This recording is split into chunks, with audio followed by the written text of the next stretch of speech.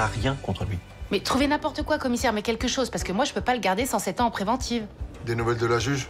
J'imagine qu'elle fait traîner les choses. Je vous rappelle que je vis avec la juge Alphand, donc j'aurais pu en discuter avec elle. Ça nous serait utile. Même pas en rêve. J'ai toujours aucune nouvelle de Lucas. Mais ça se passait super bien au début, et d'un coup, comme ça, il change de comportement. Je suis l'ex-mari d'Alix. Et faites attention à vous parce qu'elle a pas mal de casseroles. Qu'est-ce qui s'est passé il y a 20 ans avec Guillaume?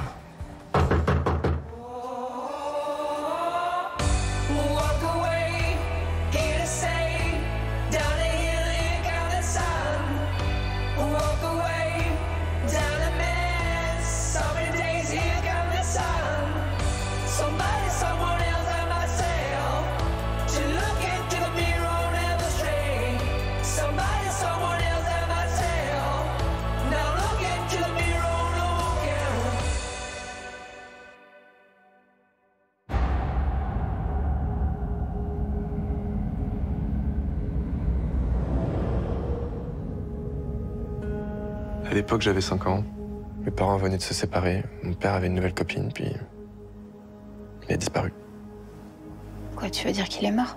Non. Il a juste plus été là. Et j'ai mis du temps avant de comprendre que je le reverrais plus. T'as abandonné comme ça du jour au lendemain? C'est ce que je me suis mis à croire, ouais. Et je l'ai haï pour ça. Et donc là, t'essayes de le retrouver. En grandissant, j'ai eu besoin de comprendre.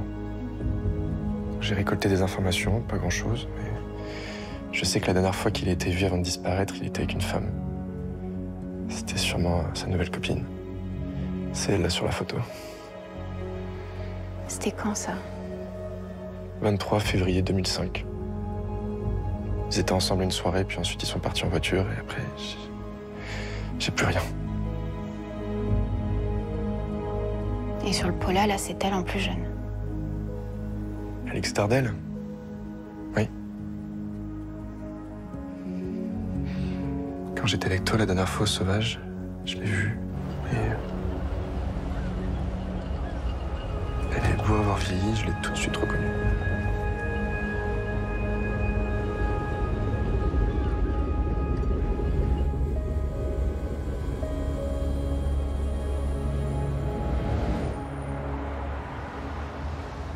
Oui, à terme, tu les vois comment, les choses pour toi ici?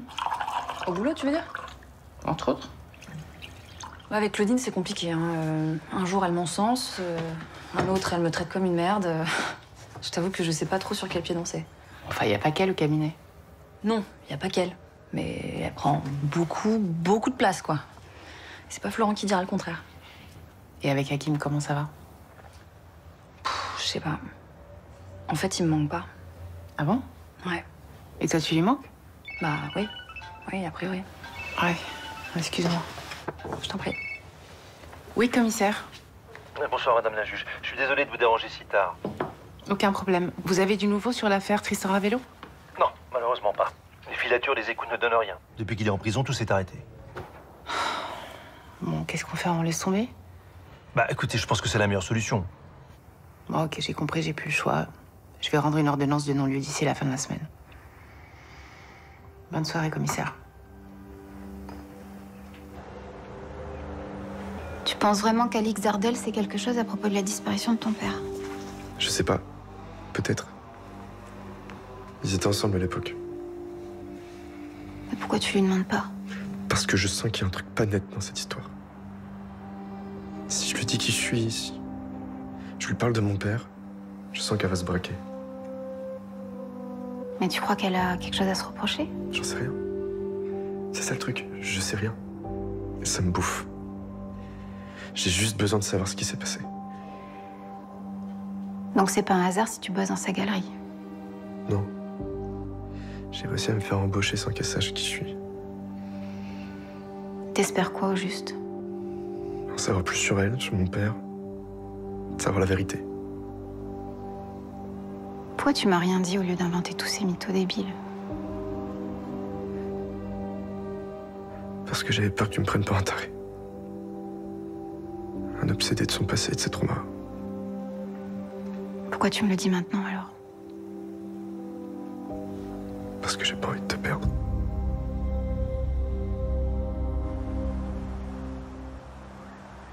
Bon, Moreau, c'est fait. Simona, on vient d'en parler. Ah, vélo. Alors là, je sais plus quoi faire avec ce dossier. Peut-être camper devant le palais de justice. Pourquoi? Qu'est-ce qui se passe? Mais je sais pas, le dossier est vide et la juge Alphand n'a toujours pas prononcé de non-lieu. Bah, s'il n'y a aucune charge contre votre client, ça devrait être le cas. Bah oui, mais il faudrait que ce soit assez rapide parce qu'il menace de changer d'avocat. Ah, c'est ce qu'il vous a dit? Grosso modo, oui. Oui, bah, à la fois je le comprends, hein. La police n'a pas de preuves, n'a pas de témoins et la procédure traîne. Donc le type, il craque d'être toujours en prison.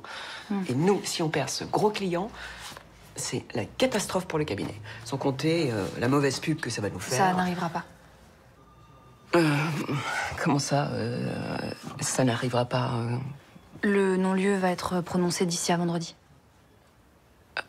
Mais pourquoi c'est votre sœur qui vous a parlé du dossier? Non, ma sœur me parle jamais de ces dossiers, mais je l'ai entendu le dire au téléphone hier. Vous êtes sûre? Oui. Oui, c'est mot pour mot ce qu'elle a dit. Elle n'a pas d'autre choix que de prononcer le non-lieu d'ici la fin de la semaine. Enfin, une bonne nouvelle. Bon, ben, je suis soulagée. Merci, Margot. Je vous en prie.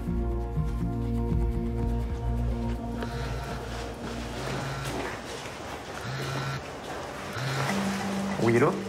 Oui, bonjour. Bertrand Dardel, l'ex-mari d'Alix. Vous vous souvenez? Oui. Oui, très bien. Vous allez bien? Ben, très bien, merci.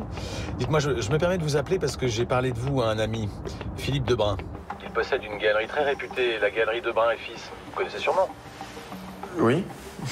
Bien sûr, oui. Figurez-vous qu'il m'a dit qu'il cherchait un collaborateur à temps complet. Alors j'ai tout de suite pensé à vous et il est prêt à vous rencontrer quand vous voulez. C'est très gentil à vous, mais... Enfin, vous savez que je travaille déjà pour votre ex-femme? Oui, mais enfin là, vous travaillez pendant un mois, il me semble. Vous faites un remplacement. Alors que là, je vous parle d'un CDI. Et puis, entre nous, la galerie Debrun et Fils, c'est quand même un autre calibre que la galerie Dardel. Tous les artistes qui sont exposés là-bas sont très cotés, sans exception. Hein. J'ai très bien compris, voilà. Et je vous remercie, mais je planterai pas Alix. Ce serait pas correct. Oui, alors, je vais vous dire, mon ex-femme mérite pas une telle loyauté, croyez-moi. Vous pouvez être sans scrupules, elle en est, elle, complètement dépourvue. Et puis, pensez à votre avenir. Je comprends pas. Pourquoi vous voulez tant m'aider? On se connaît pas. Vous savez, j'ai pas besoin de connaître les gens pour savoir à qui j'ai affaire. Vous êtes un passionné, Lucas. Vous êtes un passionné qui n'a pas encore trouvé son terrain de jeu pour exprimer complètement son potentiel, vous voyez? Alors, je suis désolé, monsieur Dardel. Je vais refuser l'offre. Mais merci d'avoir pensé à moi. Bonne journée.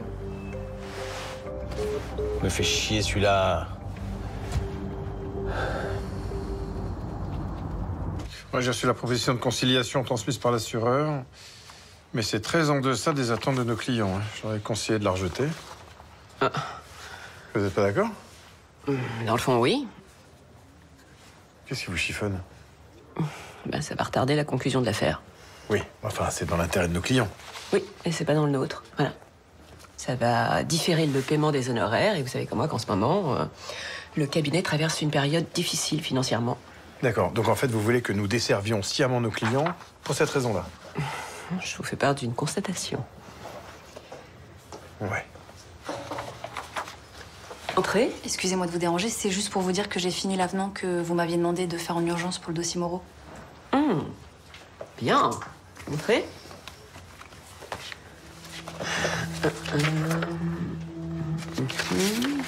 Excellent travail. Parfait. Merci infiniment. Je vous en prie.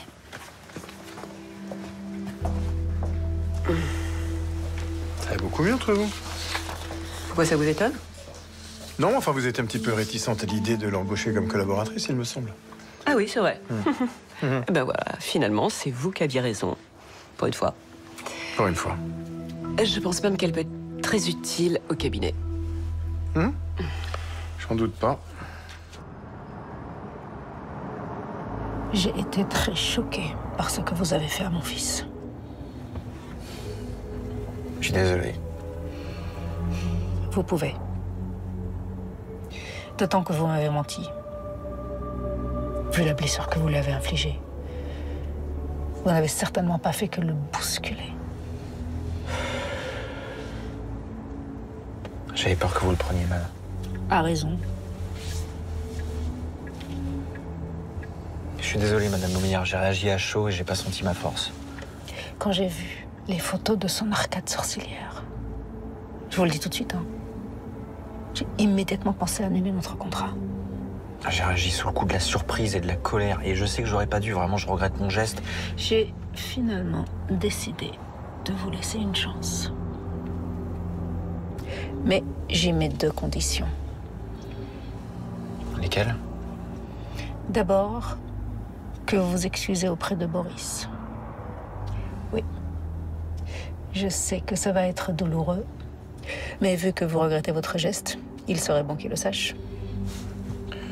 Oui.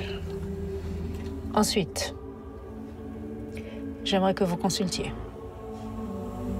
Que je consulte, c'est-à-dire? Que vous alliez voir un psy. Je connais quelqu'un de très bien, je vous enverrai ses coordonnées. Pourquoi vous voulez que j'aille voir un psy? Je ne peux pas investir dans la boîte de quelqu'un d'instable psychologiquement. Écoutez, Madame Loumière, un psy, ça va être compliqué, là. Ça va me faire perdre du temps. Ah non, c'est si je me retire de votre projet que vous allez perdre du temps. Pour diriger une entreprise, il faut savoir garder son sang-froid, Elliot.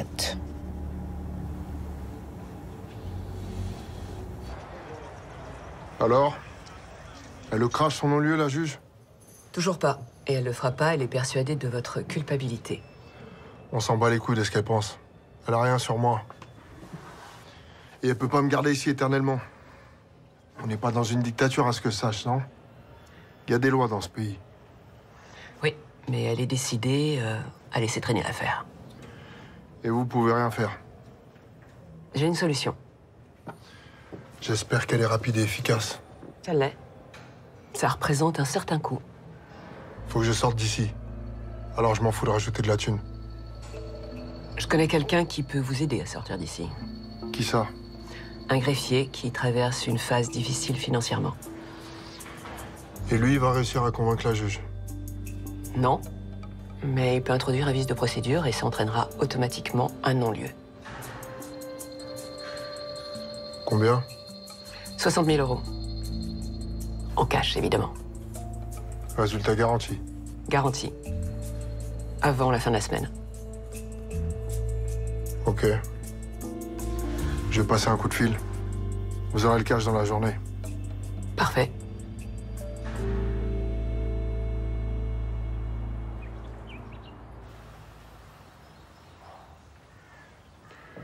Je peux prendre quelques photos? Il faut absolument que Julie Nancel voie ça.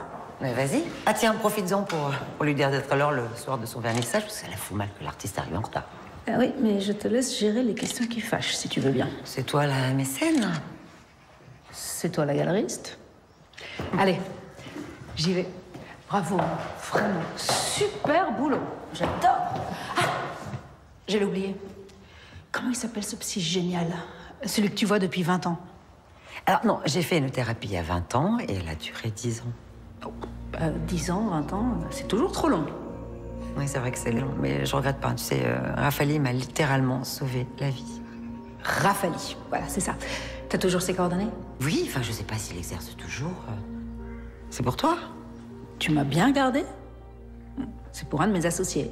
Un type que j'aime beaucoup. Bon, il a déjà vu 3 psys. Aucun n'a fait l'affaire. Enfin, je sais pas s'il fera l'affaire. Tu sais, c'est très personnel, le choix d'un psy. Bon, écoute, il verra bien. Tu me les envoies? Ok. Merci, chérie.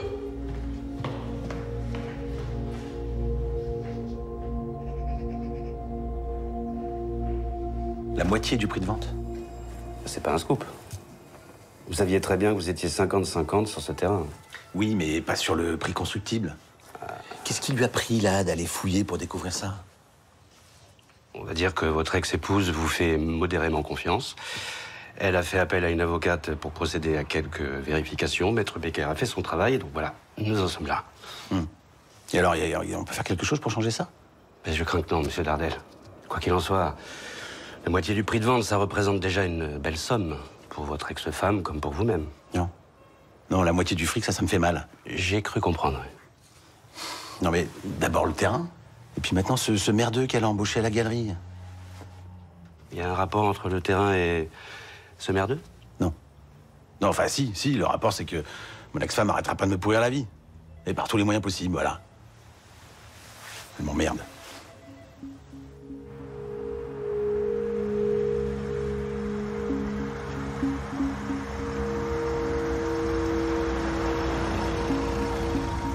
Maître Becker, elle-même.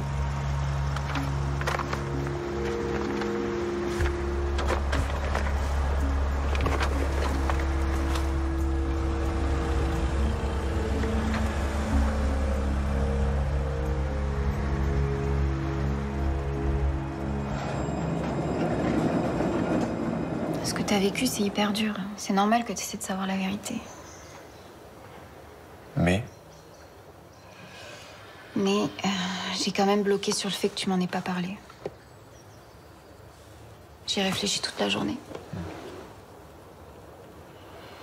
Et en fait, je comprends. c'est vrai? Bah oui. Bah on n'est pas ensemble depuis super longtemps et tout ce que tu mets en œuvre là pour retrouver ton père, c'est quand même énorme. À ta place, j'aurais sûrement rien dit non plus. Tu me prends pas pour un taré alors? Si par contre t'es hyper flippant. Hein? Oui, t'es flippant. Mais je crois que j'aime bien être taré. Alors t'en es où de tes recherches, ça avance? Peut-être. J'ai appris aujourd'hui qu'Alix Dardel a suivi une thérapie il y a 20 ans. Au même moment que la disparition de mon père. Et tu penses que c'est lié? En tout cas, je vais voir s'il n'y a pas quelque chose à creuser de ce côté-là. Mais genre tu vas aller voir son psy. Il va rien pouvoir te dire et il a pas le droit. J'ai son contact, je vais l'appeler, je verrai bien. Bon, moi, il faut que j'y aille, Victor va me tuer. Tu me raconteras?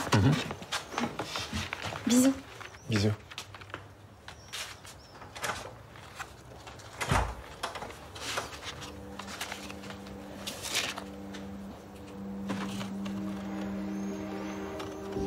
Oui, allô? Docteur Rafali? Oui? Oui, bonjour. Ce serait pour prendre un rendez-vous, s'il vous plaît. C'est assez urgent. Bon, écoutez, monsieur... Fabiani. Demain, j'ai une petite demi-heure de battement, entre 12h30 et 13h. Passez à mon cabinet, on verra ce qu'on peut faire. Oui. Ben, d'accord? Merci, docteur. Vraiment. À demain. Au revoir, monsieur.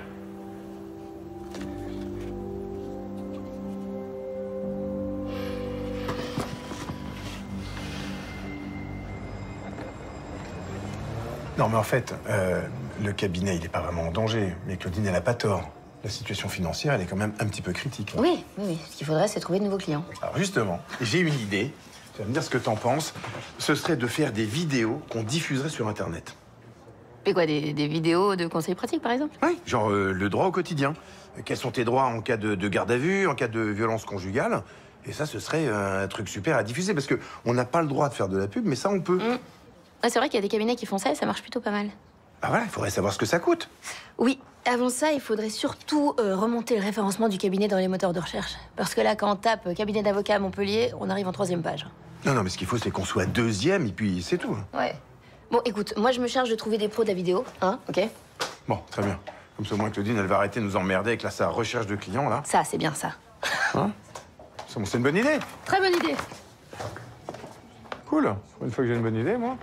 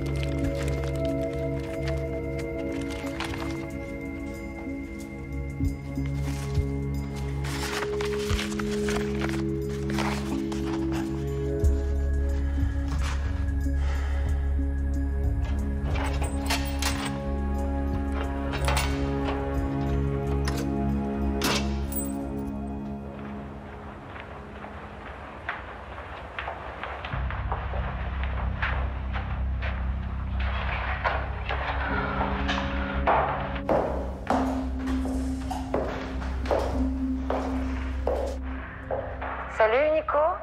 Ouais, c'est Alix, je sais pas si tu te souviens. Voilà, je sais que tu fais la gueule. Mais j'aimerais bien te revoir. Non, s'il te plaît, rappelle-moi. Merci.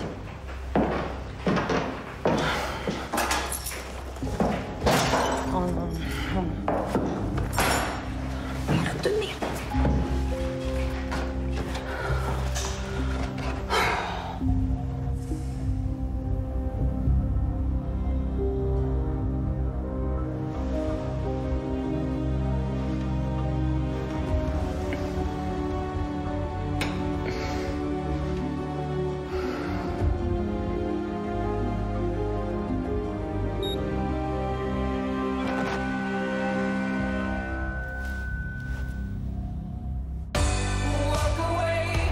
Je voudrais que tu retires ta plainte contre lui. Tu rigoles là? Ce mec est juste là pendant ta convalescence. Capable de lui retourner le cerveau, lui. Faut qu'on le voie, faut qu'on lui parle. Tu sais comment il est, Elliot, quand il est comme ça, il est fermé. Un micro caché sous le bureau, ça te dit rien du tout?